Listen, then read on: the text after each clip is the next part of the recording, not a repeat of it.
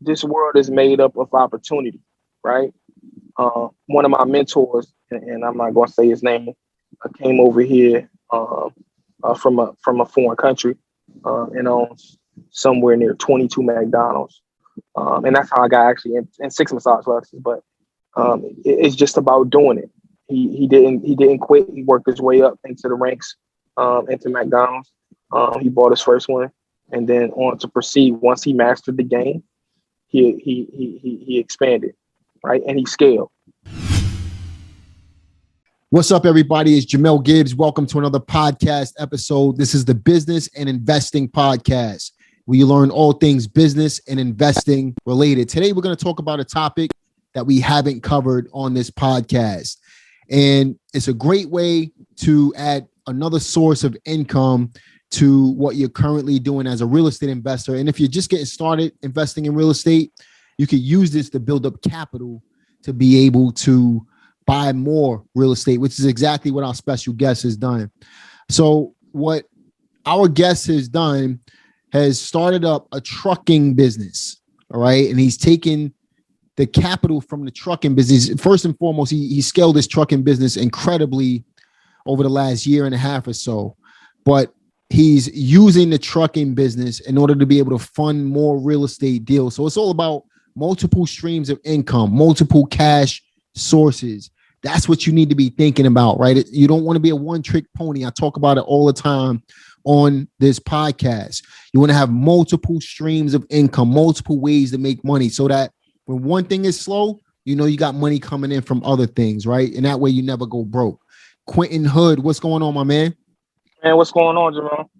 Man, it's a pleasure to have you, bro. Been trying to get you on for a little minute, man. You like, man, been running. It's almost like trying to get the president on, bro. Man, it's crazy. Why don't you tell everybody a little bit about yourself, man? From Detroit, Michigan. Originally moved to Virginia in '98. Went to high school, Green Run High School. Shout out to the Stallions. Got into the pest control industry. So I went to work for Terminex when I was a senior in high school, doing bait checks. And that kind of got me my start, got me certifications, things of that nature, in pest control and termite. I was able to use that as a springboard to get government to work for a company called Don Corp, which they do government contracting overseas. And in 2010, 2011, but let me back up a little bit. I worked my way up the ranks in Terminex, and then I became the city manager of Virginia Beach, area manager of Virginia Beach. And then I used that to gain a government position, contractor position with Donna Corp overseas, making 6 figures. Okay. So that's kind of where my journey started. And I, was able to save up some of those funds to invest in my first rental property, which I bought all wrong.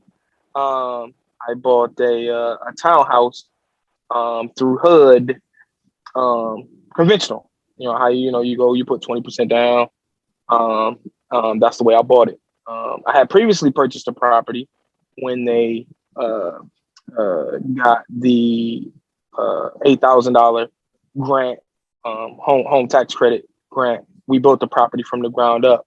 Obviously, we used our first time home buyer on that, but that kind of got me my interest into the real estate.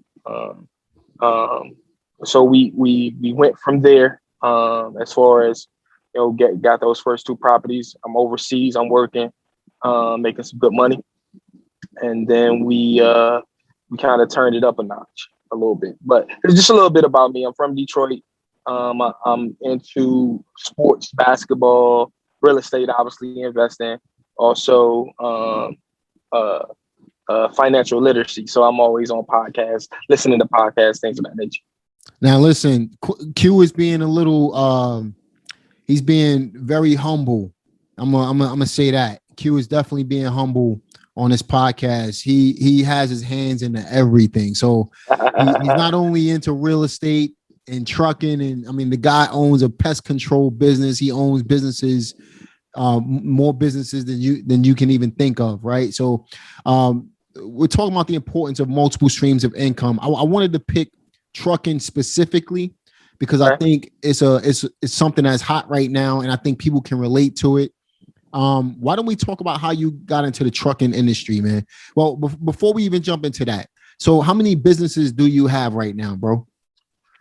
So right now, let's I never really counted. So now we do pest control. We have a spa, which is a franchise massage club, which is our home headquarters is out of Seattle. It's I'm not gonna say my competitor's name, but it's similar to that, membership based. We've had that since 2016. We run the pest control company, which is Pest Max. Which we go out and do pest control, WDI letters, things like that, kill termites. We also have the rehab side of it, which is Hood Homes. I'm gonna throw a shout out to that. I'm Hood Homes _INC on IG. So check me out. We do our rehab, things of that nature. So that's our rehab side. We also do rental properties. We have between 26 rentals, 21 and 26 rentals right now. And we're still acquiring more. We run Maximum Logistics, which is a DSP partner with Amazon.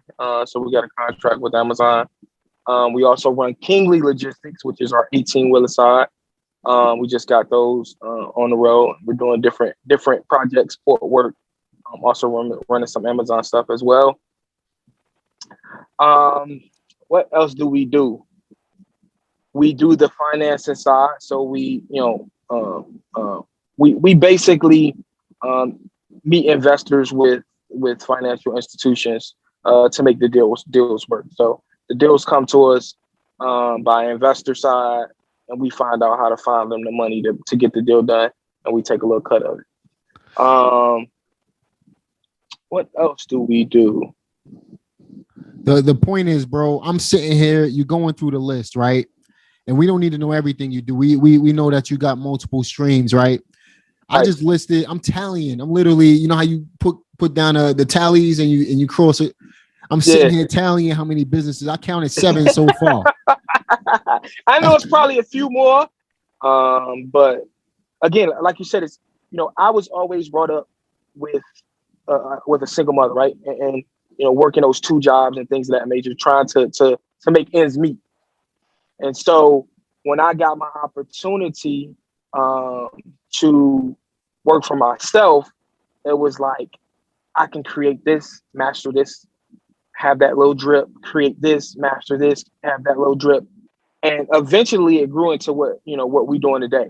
You know what I mean? And it's continuing to expand. We're getting into the bigger multifamilies, some hotels, things that I wouldn't even fathom doing, 5-6 years ago. Yeah, man. And so, the trucking has just allowed us to bring in the income to kind of do those different things. Yeah, man. So like I said, man, I tallied 7 businesses, maybe 8 that you just mentioned.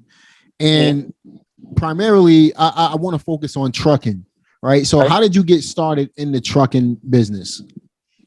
So I got to take it back to Afghanistan. The government is basically a logistics company, right?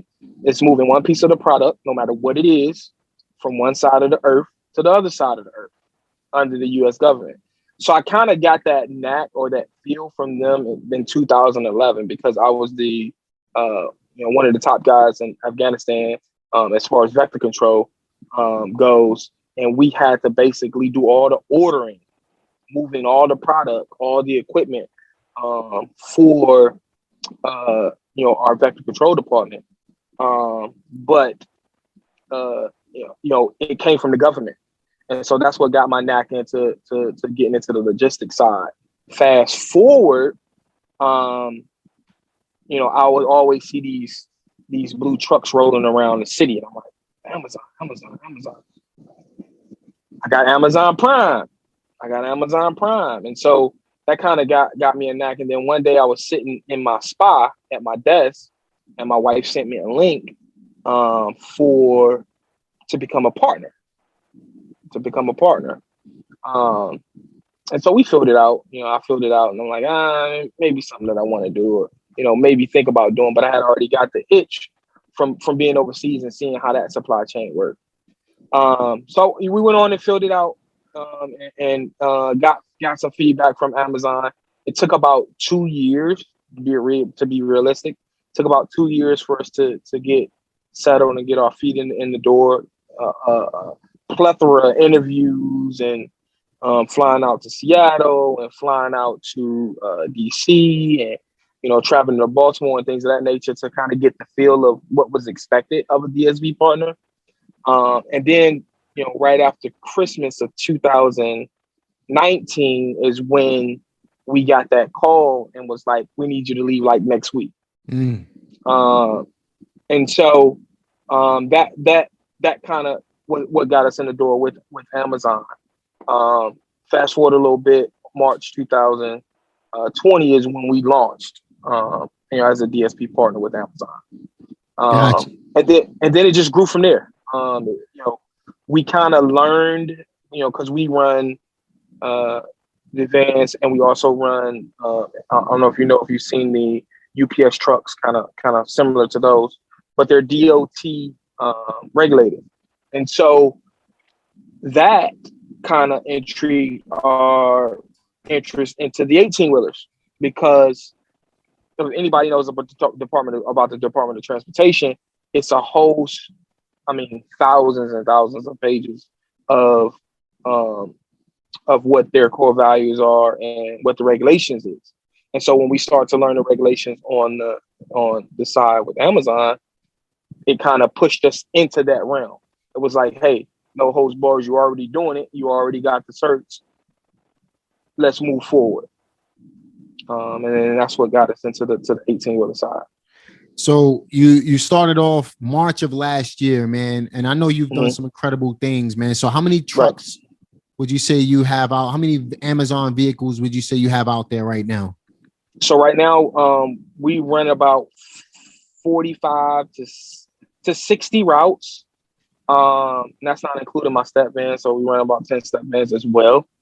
But that's the Amazon side of it. You could go up to 100 routes, typically, in Amazon, and that covers, just about all of America. We're located in Richmond, Virginia, though. Right. So you're about 2 hours away from me, man. So you got about 45 to 60 routes that you run through Amazon, just through the Amazon. That's without the 18-wheeler side. Right. And how many 18-wheelers would you say you have right now? So right now we've got 2 18-wheelers. We've got 2 more that are waiting. Right now we're running those 2. We got 2 more that are in production, and those run day and night. So we run the 18-wheelers in the morning. We got a staff that comes into the morning. We're doing some regional work, 5-10 hours. And then we've got some people that come in at night and run some night work for us. Got you, man. So you got 2 18-wheelers, 2 more that are in the works. And, not to dig too far into what the profits are looking like, but what's the profit potential for you this year, man? I know you had some big goals for it. Yeah. So together, as all my business is concerned, our goal is to do 10 million. We're on a track to do that. We're probably going to hit that goal or exceed that goal. If everything continues to go like it's going. But like I said, it's those different streams of income. It's those drips, right? You get a little bit over here, you get a little bit over there. Right now, the trucking industry is on fire. And the reason why is because the world's been closed up for so long, right? COVID hit March of 2020. And so the world is kind of just getting back to some normalcy, right? The ports, there were, I think, 29,000. I don't want to misspeak, but I think it was 29,000 containers sitting at the port. And then now the port is kind of getting those out of there, getting those moving. If you go to any, and you probably know, if you go to your Home Depot or your Lowe's, and you're getting refrigerators, you're getting stoves, you're getting washers and dryers, it's the backup on them. You can't just walk in and grab it. Furniture, same thing. It's a backup on. I ordered a couch in January. I just got it.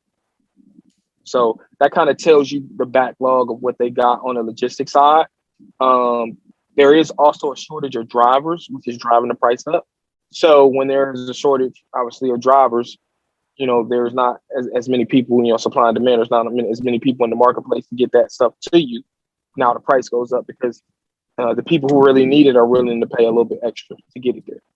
So the goal right now between all of your businesses is $10 million. Obviously, that didn't happen overnight. You've been in business for a little while.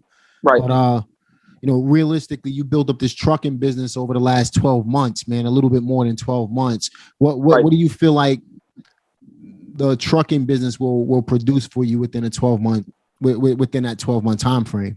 So we'll probably do somewhere in the range of about 4 million with the trucking business. $4 million in a year, in a little over a year. We're talking a little bit over a year. March, April, May, June, July. So a year and 4 months, 16 months basically. And right. And my 18 wheelers, haven't been running but for a couple months. So, that's with that just running for a couple months. If we've been running them for a year, we'll probably do somewhere around 8 or 9 million just in trucking. Wow. Incredible, man. So obviously the trucking business is a great business to jump into. I'm sure there's a lot of work involved in it. Right. What are some of the obstacles people can expect when it comes to the trucking business and getting started?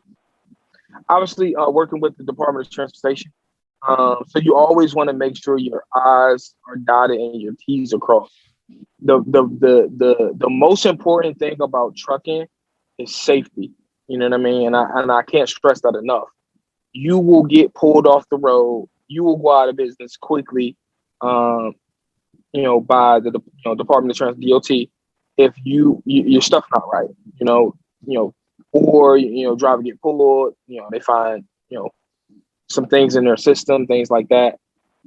Heavy duty fines, and then you will lose your authority and things like that. So my biggest advice to anybody trying to get or those hurdles is to make sure you learn the laws, make sure you understand, the safety rules and things of that nature.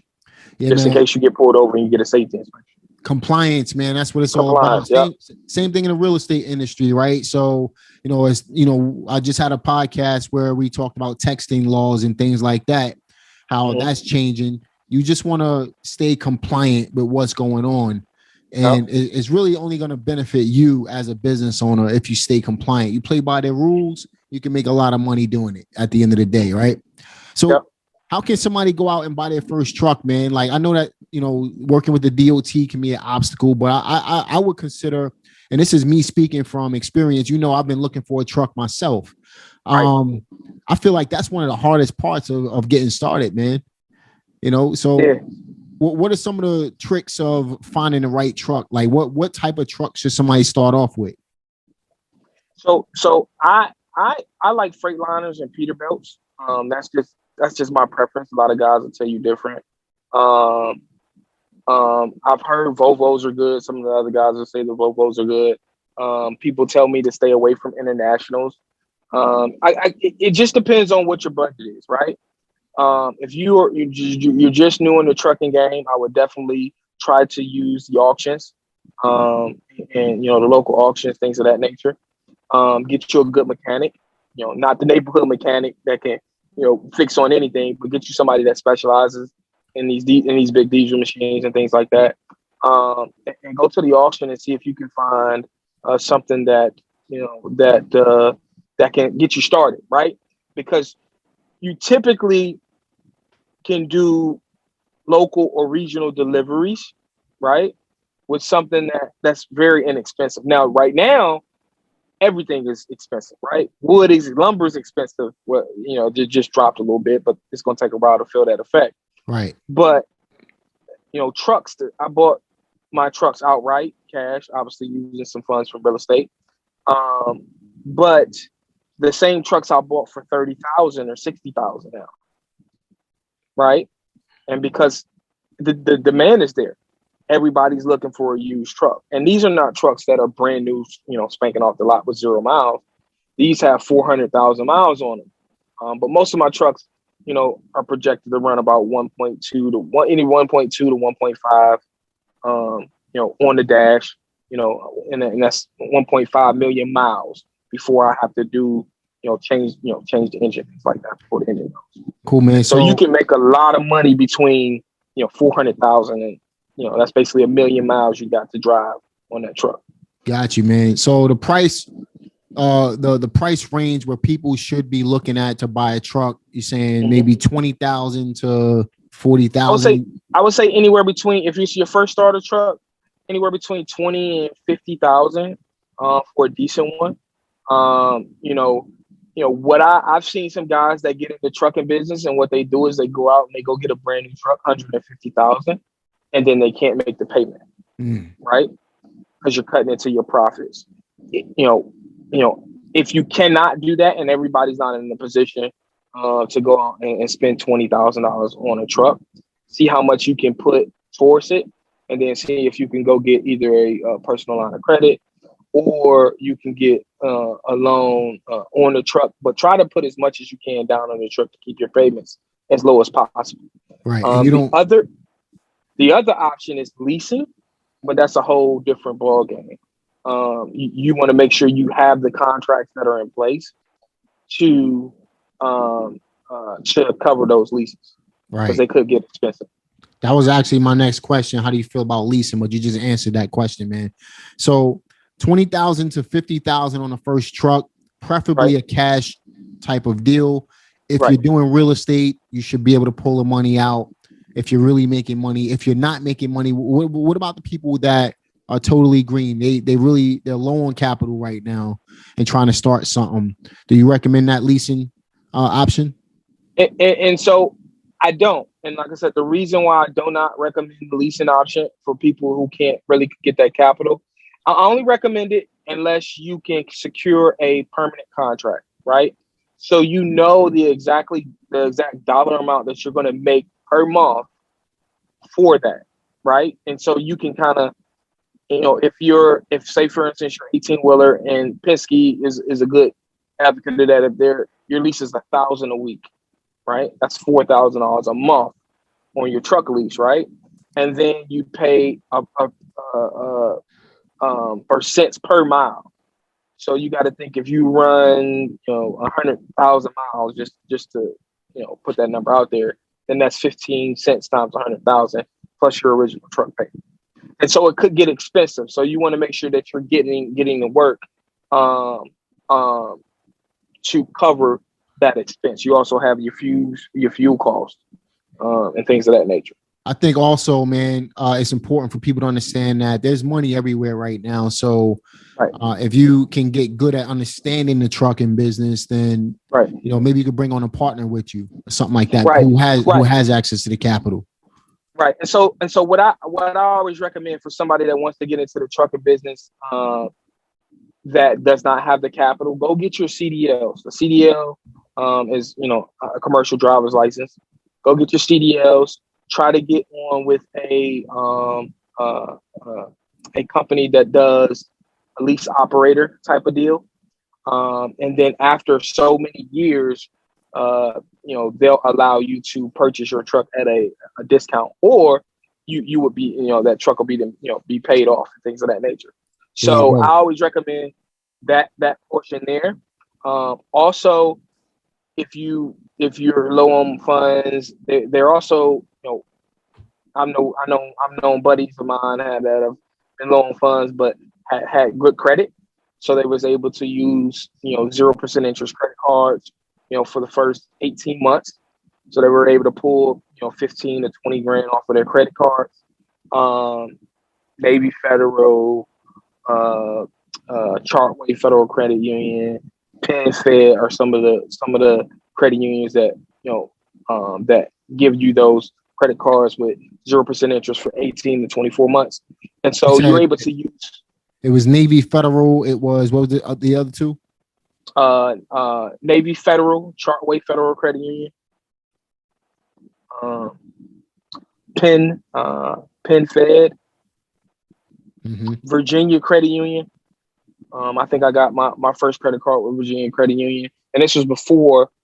And I want to say before I was, doing real estate was 35,000. My line was 35,000 with them.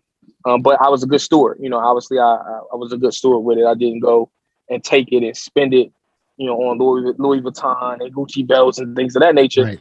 I went in and I invested it. I took it to spearhead it, and then once I earned that profit off of whatever I was doing, I went and paid it right off. Paid the line right back off. It's called right being responsible with the money, y'all. That's what it's right. all about, right? So what's the profit potential per truck, man? Like if I got I know you told me 1 point focus on 26-foot box trucks, right? To start. Right. Right. So 26-foot box truck for $20,000 to $50,000. What should be my profit potential per truck right now? And so if you talk about net profit, so you got it. There's a difference, right? So you got the 18-wheelers on hauling side, and then you got the box trucks, and it just depends on what you're hauling in the box trucks, right? I just got a special contact with XPO, and they want me to do some work with them, a contract with them. But the minimum that I think a truck should make, as far as the box side, would be $3,500 a week. And right? that's net profit. That's after expenses. That's not after expenses. So each truck that you have on the road should make anywhere between $1,000 and $1,500 a week net. Okay, net. So $1,500. Let's say $1,000 a week net, and that's after you pay your driver, after all your expenses and things like that. So $3,500 a week minimum, $1,000 to $1,500 a week net. And that's take home money, right? And I'm saying the net on the low end, it could possibly, if you're doing 3,500, it could possibly be a lot higher than that, because you got to think, if you got a driver or you got a helper, right? You're paying them a decent salary, 15, 16, 17, even $20 an hour, and maybe they're working 8 to 10 hours a day. So just say you're giving them, $200 a day to run for XPO. You know what I mean? So you would do that times your 7 days and 1,400 on that side, and then also your fuel costs or what it's going to cost you. So it possibly could be over $1,000 if you're doing 3,500 a week.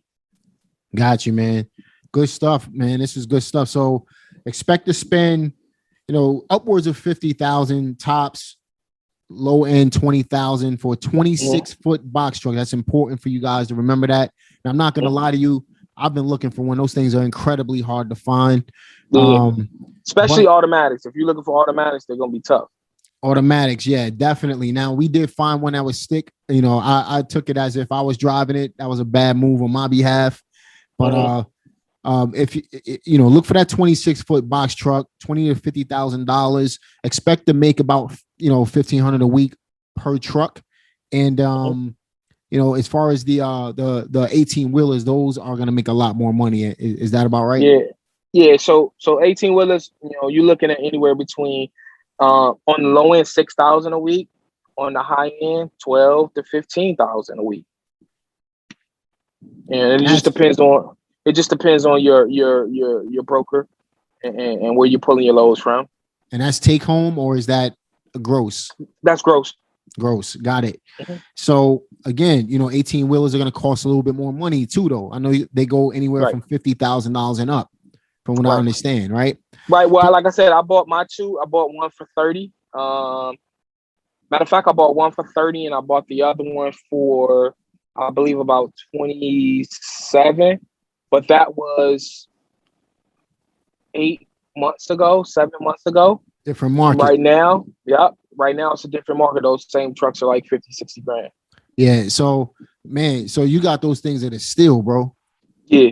I mean, I could turn right now, set them down right now and sell them if I wanted to. But again, we were blessed to use real estate deals and things of that nature to fund those trucks. And now we don't make any payments. The only thing we do is you don't have to pay for fuel and the driver, obviously.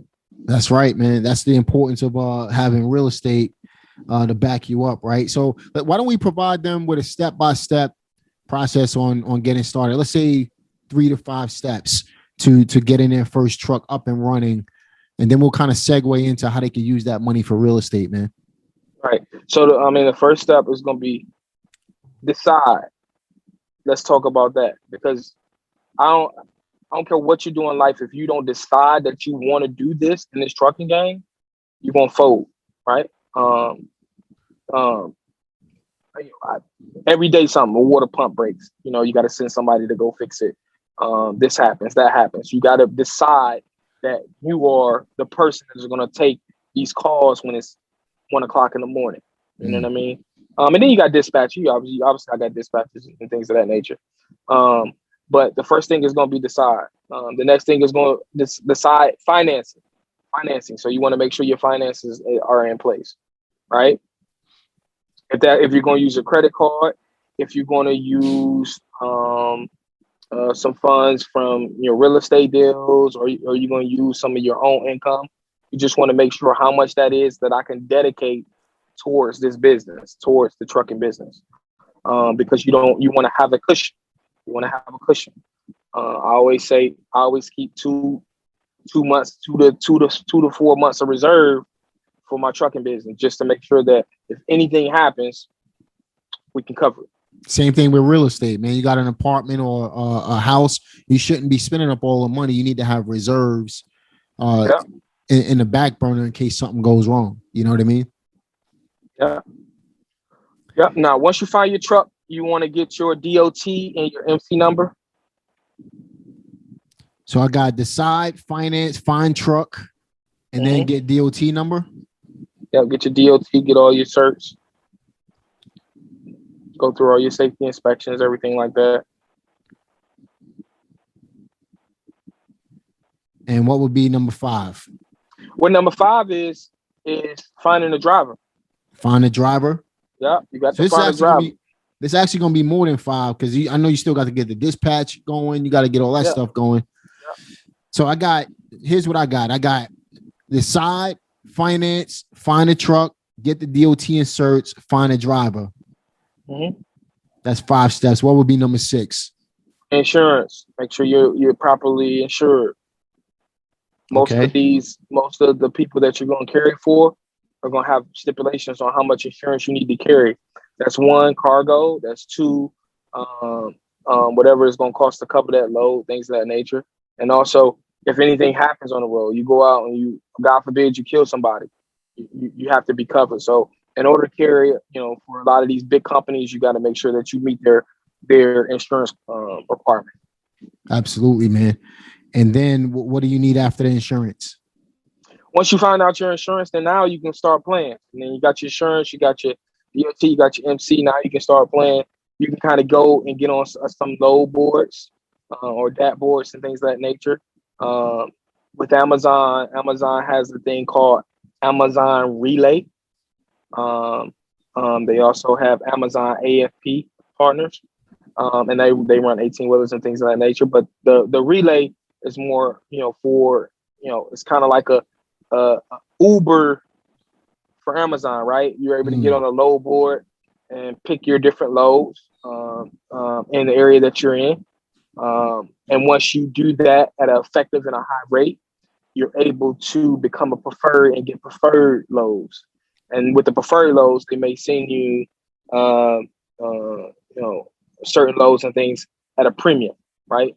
I don't want to get into kind of the pricing of those, but there's some decent loads that you can pick up and make some decent money on. Got you, man. So really, it's an 8-step process here, or 7 to 8 steps. Decide that you want to do this. Finance, find a truck, get the DOT inserts, find the drivers, get the insurance.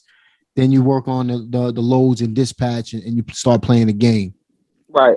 You can get with a broker or a dispatch company that takes 10 to 15%. Just make sure it's a reputable company, and that it benefits both of you guys. 10 to 15%. A truck of money is literally nothing if you can make 10 to 15,000 a week.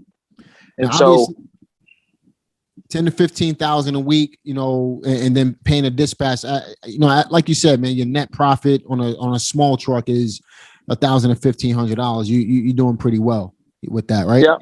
Yeah, you're definitely doing pretty well. You can, the goal is 20%, And I know all these gurus are jumping in now and oh, we're making 40%, we're making 50%. Some weeks it is, some weeks it's 60%. Yeah. But the goal is 20%. The goal is to 20% make sure, yeah, profit. whatever you do, profit. If you go out and you run $1,000, the goal is to make $200. If you go do 10,000, the goal is to make 2,000, right? And that's gonna keep you in business a long time if you operate that like that. That's funny, man, because that's exactly how I operate my wholesaling business. I try to keep 20% of the profit take home.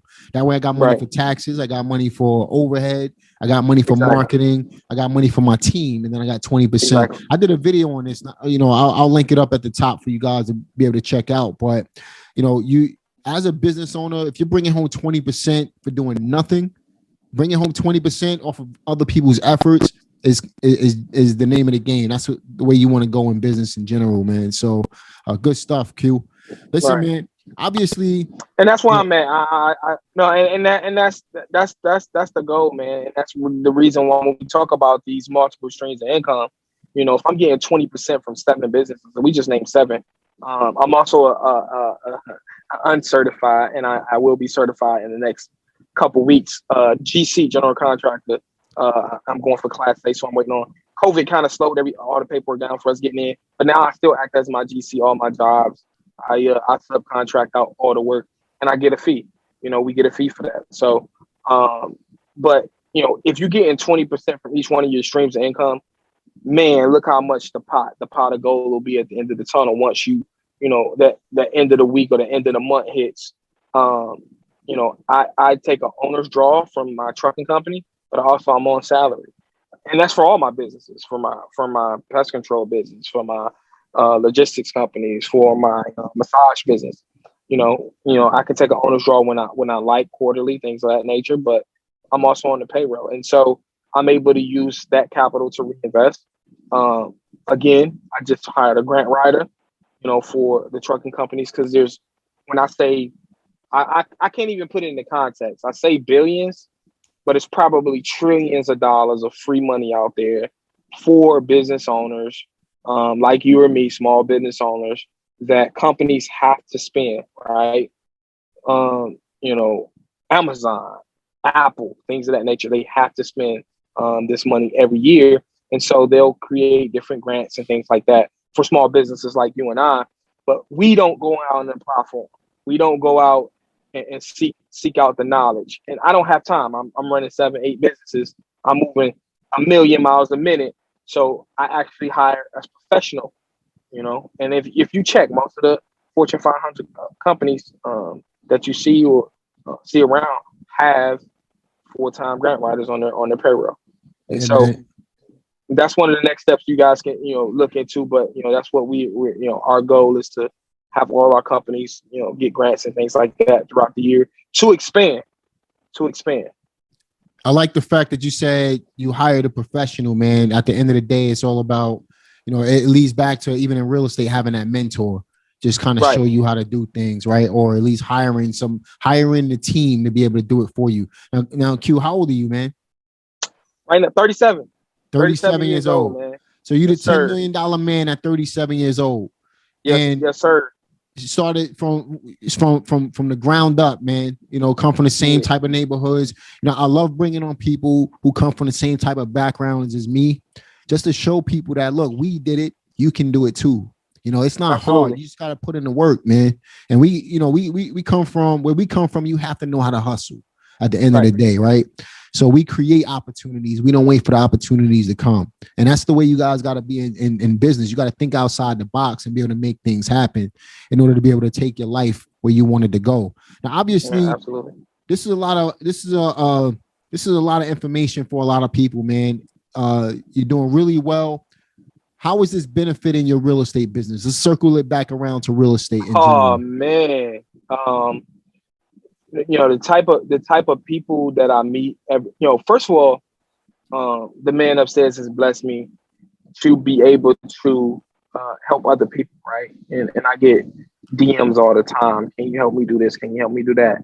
And I wish I could help everybody. I wish I could just pour into, because it's to me, it's not about the money anymore. I didn't travel the world. I didn't seen, everything I can see now. It's about that financial stability for my kids, right? When Jay-Z said, I'm a businessman. This is what I do. I live it, I breathe it, I eat it. And so with, one thing that from being from the east side of Detroit, Michigan, I grew up in poor neighborhoods, right? And so what I said is when I started to make money is I would go back to those underdeserved communities. Right now, most of our rentals are Section 8 rentals in those underdeserved communities. Now, you don't have to have your Section 8 rentals in undeserved communities, but most of ours are. And what we do is we go in and we do the granite countertops, the tile floors, the hardwood floors, and things like that, the upgraded fixtures to make sure that we're providing quality luxury housing for underprivileged people. You just because you're on Section 8 doesn't mean you can't have quality housing. I don't know where they came up with the slum landlord at. I don't know where that term came from.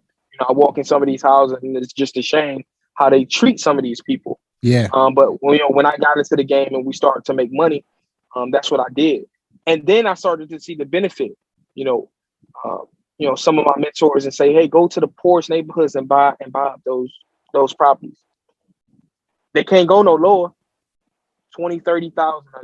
We just talked. You picked up a property for 16 grand.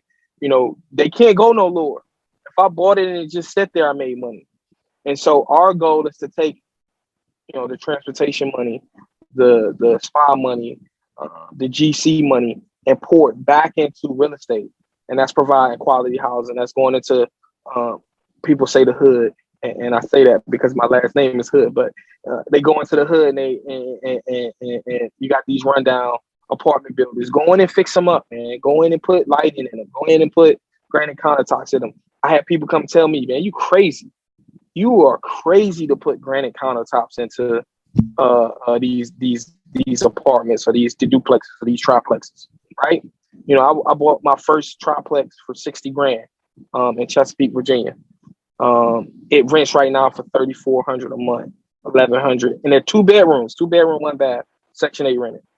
I never have to worry about my money coming in, right? The tenant pays a portion of it. But what I did is I went in and I did everything to it. I put granite countertops. My phone, and I took that listing down probably 2.5 years ago. My phone rings probably at least 10 to 12 times a day for that listing.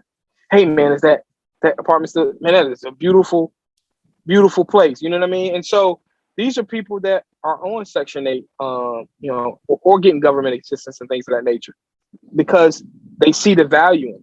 They see the value of the work that we put in it, and they take care of it. People are responsible. Some of my best tenants are Section 8 tenants.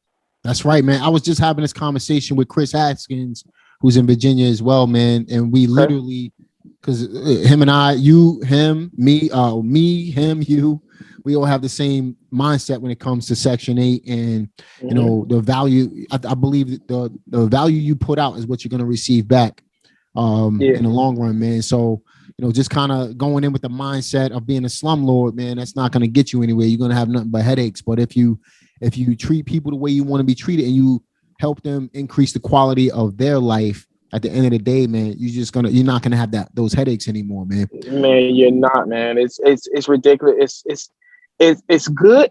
There's a good side to the Section 8 and there's a bad side, right? The bad side is there's not enough housing, right?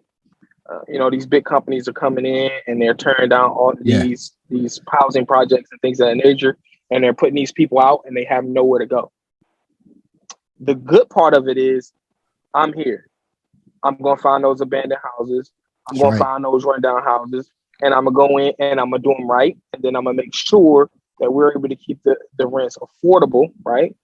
Affordable to make sure that they are able to live, not by the bare minimum, but luxury.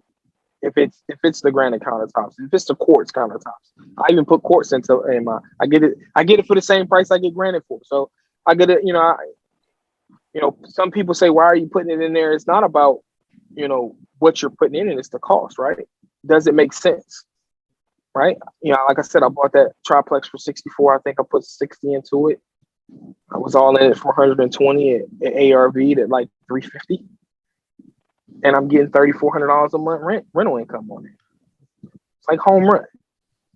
That's right, man. Good stuff. Good stuff, man. Obviously, there's multiple streams of income can lead you to where you truly want to be in your real estate business or in life in general, man, because it's not all about money. Nobody wants to get up. And I don't know about you, Q, man, but I don't want to get up and be a real estate investor every day. I don't want to get up and own a trucking company. I don't want to own all of these businesses. We do it for two things, time and freedom, to be able to do what we want to do with our lives. True? Yeah. True. Like I said, I've seen, when I was in Southern Afghanistan, we traveled everywhere. I mean, we've been to Thailand, we've been to Maldives, we've been to Mauritius, we've been to Europe. We've been just about anywhere you can think of, some of the most beautiful places. And that wasn't just off of, overseas money. That was off real estate money. Mm-hmm. You know what I mean? That was off of, going in and fixing these properties up, creating the value. What I tell people is don't ever start a business to make money. Never, ever. Always start a business to create value. The money's going to flow. The money's going to be made. It's 7.6. I think Grant Cardone says it, 7.6 or 7.8 billion people in this world. You can find the money, create the value. The money will follow. And obviously part of building that business and part of focusing on building the value is the information that you could bring to people, like what we're doing here on this podcast. Right. We're spreading the message, right? So don't be stingy with information. Share it with other people, especially those who you care about the most, and help them to step outside of their comfort zones as well, man. And I see you were able to, I see you, it seems like you're sitting in one of your trucks right now, man, but I know you got that Bentley. How you enjoying that thing, man? Yeah. Well, I bought that Bentley in 2012. I just bought, well, my wife has we got a C8 Stingray Corvette 2020. We just got that we ordered it like, 2 Decembers ago, but just got it like 4 or 5 months ago. And so, it's about enjoying the fruits of labor now, right? That's like right. I said, you go out and you do all these different things, but if you cannot enjoy them, what are you doing it for? You know what I mean? My kids go to the best schools, right? And that's not just because I pay for them to go to school, right? It's because I live in the best neighborhoods, right? I still own all my properties in all of the neighborhoods that I grew up in, right? But I will never lose sight of where I came from. But I am going to instill those values into them to where, they're able to support themselves. They're not going to be, anything's not going to be handed or given to them, but they're going to understand the value of money and the value of creating value. That's right, man. Adding value, creating value in other people's lives is always going to bring more money right back to you. I'm just looking at, I think we covered everything, man. I took a lot of notes myself, man, primarily because, as I've mentioned, I'm looking into the trucking business myself. I have been looking for a truck, man, is relatively difficult to do, man. But, I'm going to keep pushing myself. And, not saying that it's hard to do it. It's just in my local area is relatively hard to find. But that doesn't necessarily mean that you should stop looking for trucks for yourself as well. But listen, man. But on your side, Jamel, but I also would say for you, you know what I mean, to just test the waters, right? Maybe rent a truck for a month, see how it goes. See how it goes. That sounds like rent a truck, lease a truck for a month. You can find, Penske, Ryder. There's a couple other companies that do leasing the trucks and things of that nature. Lease one for a month, see how it goes. If it's profitable for you, boom, scale. That's right. That's right. When you did your first deal, that's the only way you learned that you did your first deal, because you did it and was like, I can reduplicate this multiple times. That's you have, and now you're doing 2 deals a day. So it's like, when I first got into it, I didn't know what the freak. I watched podcasts, I read books, and I still was terrified because I didn't know everything, right? And I still don't. I still have to call, some of the gurus and say, hey, what's this look like? Or what's that? Even on my construction side, I have to call, you know, uh, construction guys and be like, hey, the city hit me with this. What does this? But as I'm continue to do it, so next time when it comes across my plate, boom, I already know what I'm doing. That's right, man. I already know how to operate. So Q, man, how can our listeners get in contact with you, bro? Man, you can reach me at Hood Homes _INC on IG. Hood Homes HOODS HOME. I'm sorry, Hood Homes HOODHOMES _INC on IG. I'm gonna make sure to link that in the description box as well. Yeah. Now, listen, man, one last question for you, bro. If you had to provide our listeners with some last word advice, what would those words be? Just do it, baby. Like Nike. Just do it. Don't make no excuses. This world is made up of opportunity, right? One of my mentors, and I'm not going to say his name, came over here from a foreign country and owns somewhere near 22 McDonald's. And that's how I got actually in 6 massage lessons. But it's just about doing it. He didn't quit. He worked his way up into the ranks, into McDonald's. He bought his first one, and then on to proceed. Once he mastered the game, he expanded, right, and he scaled, and now he's a multi-millionaire, owns real estate, things of that nature, and get with people that you want to emulate, right? People say that if you follow somebody, you're a copy, or you copy somebody that you hating or something like that. Man, get around people that do what you want to do. That's my biggest advice to anybody. If you get around those people that do what you want to do and you learn from them, you may be able to add value to them. You may be able to do something for them for free. You know what I'm saying? To learn the game. Anybody that I ever wanted to be like, I'll be like, hey man, let me take you to dinner. Let me wash your car. Me as a 10, we make money. But if I want to learn something, I'll find out what that person's favorite coffee is or favorite drink, and I'll get their address and send it to them. Look them up, right? Hey, just to show them, hey, I'm noticing. I appreciate your motivation, your encouragement. I'm emulating you. I'm studying and I'm learning. And I don't, not to be scary, but you have to put what you want out in the universe to get it back. It's funny, man. I continuously have these conversations with other high-level individuals, right? And it's funny, you could tell the difference between somebody who doesn't have and somebody who does. And I'm not saying this to be facetious. I'm saying this to bring up an important fact so that you guys there's a pattern in the conversations that we have. Most people that reach out to me always want something from me, but I'm like, what are you bringing to the table? There's never an exchange of value in return. When you guys approach people, especially high-level individuals, notice what Q just said. Always offer something in exchange. Always offer something of value without even thinking about receiving something in return first. And then that value exchange will come in the end. Very, very important for you guys to understand that. Don't have your hand out going to people all the time. Always think about what can you do for that person, and then the law of reciprocity is going to kick in after the fact. So always go into your relationships thinking about how can I help that person, and just understand. Don't even look for anything back. Understand that it's always going to come back to you in the end.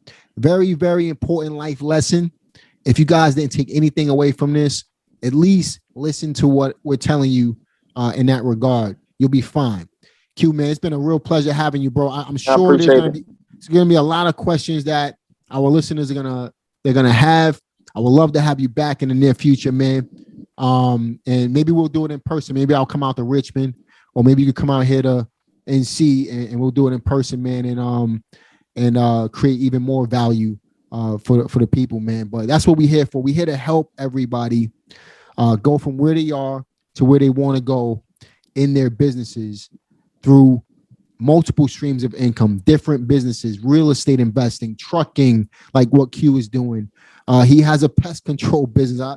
I tallied up 7-8 different businesses as he was going through them. The whole point is you can make money doing anything, but focus on what you want to do and create the lifestyle that you want. Q, man, it's been a real pleasure, bro. Yeah, I appreciate it, man. Yeah, I appreciate it, man. Hopefully next time we talk, it's in person, and hopefully I own a hotel and I can kind of take you guys through that journey. So you know, we're putting it in the universe. We're gonna make it happen. You know, probably, you know, hopefully one of the youngest, you know, African American hotel owners in the United States. So we put it out there. We're gonna put that goal out there and we're gonna make it happen. We're gonna push for it. That's what's up, man. I'm looking forward to being a part of that with you, man. So until next time, guys, listen, get out there, take massive action in order to get massive results. I'll see y'all on the next one. Peace.